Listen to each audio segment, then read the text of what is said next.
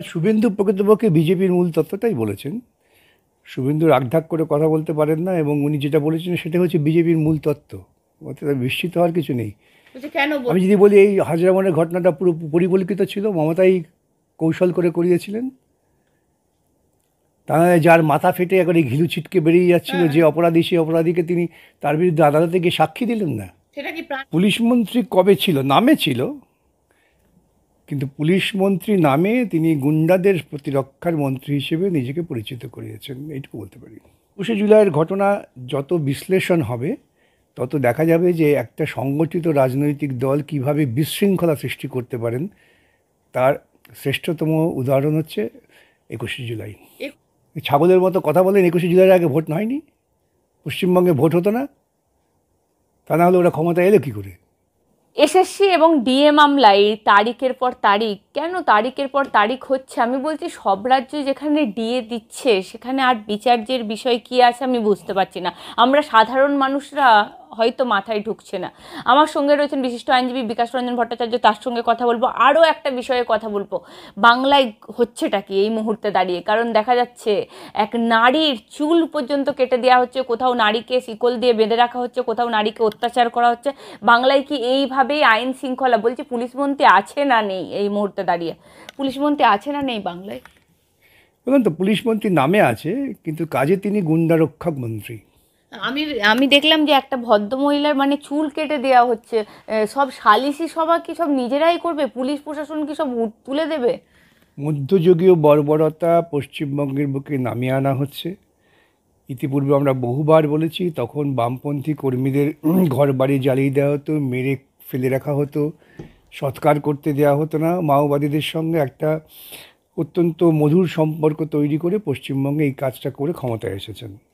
এবং ক্ষমতায় আসার পর তার প্রথম কাজই হয়েছে যে গ্রামান্তরে যেখানেই বামপন্থী কর্মীরা আছে তাদের উপর আক্রমণ করো, ঘরবাড়ি ভেঙে দাও, মেয়েদের ধর্ষণ করো, এবং ধর্ষণ করার পর ঠিক করো ওকে সিপিএম বাড়ির মেয়ে না কোন বাড়ির মেয়ে। যদি সিপিএম বাড়ির মেয়ে হয় ঠিক আছে, কোনো গুরুত্ব করতে হবে না, অভিযোগ লিপিবদ্ধ করতে হবে না। আর অন্য বাড়ির মেয়ে হলে পরে ওই টাকা ঠিক করে দাও। যে রাজ্যের মুখ্যমন্ত্রী পুলিশ মন্ত্রী প্রথম থেকে এই নিদান দেন, সেই রাজ্যে আইন শৃঙ্খলা মানে হচ্ছে গুন্ডা রক্ষার ব্যাপার, কিছুই না। আমি বলছি প্রকাশ্যে চুল কাটছে, সবাই বলছো হাসছে। তো, হ্যাঁ, আমি তো এই তো মধ্যযুগীয় বর্বরতা, যে যারা করছে প্রত্যেকটি ঘটনার পেছনে তৃণমূল কর্মীরা আছে, একদম। এবং সাধারণ মানুষ প্রতিবাদ করতে গেলে তাকে মেরে ফেলা হবে, ভয় দেখানো হবে। কত বয়স্ক মানুষ আমার কাছে আসছেন তাদের ফ্ল্যাটের ব্যাপার নিয়েও, যে কিচ্ছু বলতে গেলে পরেই তৃণমূল কংগ্রেস হামলা করছে। আমরা ছেলেবেলা থেকে বড় হয়ে দেখেছি যে পাড়ায় গার্ডিয়ানরা, যেটা বয়স্ক মানুষ, তারা সবসময় শাসন করতেন, সেটাকে সকলে মেনে নিত। এখন কেউ কিছু বলতে গেলে পরে তৃণমূল কংগ্রেস গুন্ডামি করে। আমার দিদির অনুমতি নিয়েছেন যে আপনি ওকে ভুগবেন? রাজ্যে প্রশাসন বলে কিছু নেই, এবং রাজ্যে যে প্রশাসন নেই, চূড়ান্ত ব্যর্থতা, এর দায় হচ্ছে পশ্চিমবঙ্গবাসীর। আমি অন্য কাউকে দায়ী করব না, কেন পশ্চিমবঙ্গবাসীর যে দায়িত্ব পালন করার কথা তারা করেননি, তারই ফল ভুগতে হচ্ছে। না, আপনি প্রশাসন নেই কি করে বলতে পারেন? মানিকচকে সামান্য বিদ্যুৎ নেই, তার জন্য পথ অবরোধ করে পুলিশ গুলি চালাচ্ছে। প্রশাসন নেই? প্রশাসন তো অ্যাক্টিভ। এটাকে প্রশাসন থাকা বলে না। কি বলে তাহলে? গুলি চালানো তো প্রশাসনের কাজ নয়, এতে সংগঠিত গুন্ডা বাহিনীর কাজ। একসময় ভারতবর্ষের সুপ্রিম কোর্ট পুলিশ বাহিনীকে বলেছিলেন সংগঠিত গুন্ডা বাহিনী। পুলিশের কাজ হচ্ছে শান্তি শৃঙ্খলা বজায় রাখা এবং তার পরিবেশ তৈরি করা। আজকে মানুষ বিদ্যুৎ পাচ্ছেন না ঘন ঘন, তাহলে এটা কি, এটা কি বাম আমলেই নাকি ছিল, অরূপ বিশ্বাস বলেছেন। অরূপ বিশ্বাস বলেছে কি কোন বিশ্বাস বলেছে জানি না, ওদের তো ধারণা নেই, এটা লেখাপড়া করেন বলে মনে হয় না। যখন বামফ্রন্ট ক্ষমতায় এসেছিল তখন কত পরিমাণ বিদ্যুৎ হতো, এবং বামফ্রন্ট যখন ক্ষমতা থেকে চলে গেলেন কত পরিমাণ বিদ্যুৎ হয়েছে, এই অঙ্কটা সাধারণভাবে সবাই বোঝে। লোডশেডিং এর সরকার, জ্যোতি বসুর সরকার। হ্যাঁ, বললাম তো, এই সময় ছিল তো, জ্যোতিবাবু যখন ক্ষমতায় আসেন তখন তো লোডশেডিংই ছিল, তখন তো বিদ্যুৎ থাকতো না। তারপরে তিনি কতগুলো বিদ্যুৎ প্রকল্প করেছেন, সান্তালদি বিদ্যুৎ প্রকল্প, ভুলে গেলে চলবে, কোলাঘাট বিদ্যুৎ প্রকল্প, এইরকম বহু জায়গায় বিদ্যুৎ প্রকল্প করা হয়েছে। এমনকি একসময় টাকা ছিল না বলে ছাত্র যুবরা রক্ত দিয়ে বিদ্যুৎ প্রকল্প চালু করবে বলেছিলেন বলেন, সেখানে তখন একটি পত্রিকা লিখেছিল কি সিপিএমের বাচ্চার রক্তের জোর দেখো। সুতরাং এখন পশ্চিমবঙ্গে যখন বামফ্রন্ট চলে যায় তখন সেই সময়ে বিদ্যুৎ প্রকৃতপক্ষে উদ্বৃত্তি ছিল, সেই অবস্থায় ক্ষমতায় এসছেন দিদি। ওরা ক্ষমতায় আসার পর 14 বছরে 1 কিলোওয়াট বিদ্যুৎ উৎপাদন করেছেন। মানুষকে তো বলতে হবে তো, আমি যখন ক্ষমতায় এলাম তখন কি ছিল, তারপরে আমি যখন চলে যাচ্ছি তখন কি হয়েছে, এভাবে মূল্যায়ন হবে।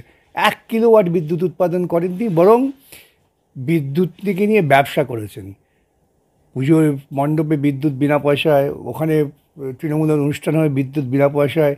বিদ্যুৎ সরবরাহকারী সংস্থাগুলো তৈরি হয়েছে, তাদের অফিসারদের সঙ্গে কথা বলবেন, তারা আপনাদের বলবেন যে কীভাবে বিদ্যুৎ পরিকাঠামোকে এই সরকার ভেঙে দিচ্ছেন। অরূপ বিশ্বাস বলছেন দিদির আমলে বিদ্যুৎ উন্নয়নে এই সময় লোডশেডিং বলে কোনো কথা নেই, কিন্তু লোডশেডিংয়ের জন্যই সেখানকার প্রতিমন্ত্রী স্বীকার করে নিয়েছেন যে লোডশেডিংয়ের জন্য এই অবরোধ হয়েছিল। কিছু মনে করবেন না, তৃণমূল মন্ত্রিসভা যিনি প্রধান তিনি অসত্য কথা বলেন, সুতরাং তার অনুগামী যারা তারা যে সত্য তথ্য দেবে ভাবার তো কোনো কারণ নেই।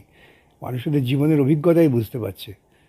অতএব ওরা কি বললেন না বললেন এ কথা কান দিয়ে লাভ নেই, আর ওদের কথার গুরুত্ব দেওয়ার দরকার নেই।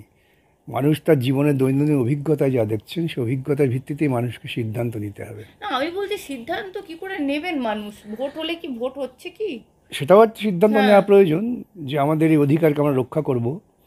ভোট তো হচ্ছে না পশ্চিমবঙ্গে 2011-এর পর থেকে, তা ধারাবাহিকভাবে বলে আসছি আমি, কিন্তু সেই অধিকারটাও তো রক্ষা করতে হবে। যে অধিকারটা আমরা পেয়েছি, যে অধিকারটা রক্ষিত ছিল, সেই অধিকারটা কেড়ে নেওয়া হচ্ছে। মানুষ আজ হোক কাল হোক মানুষ ঘুরে দাঁড়াবেই।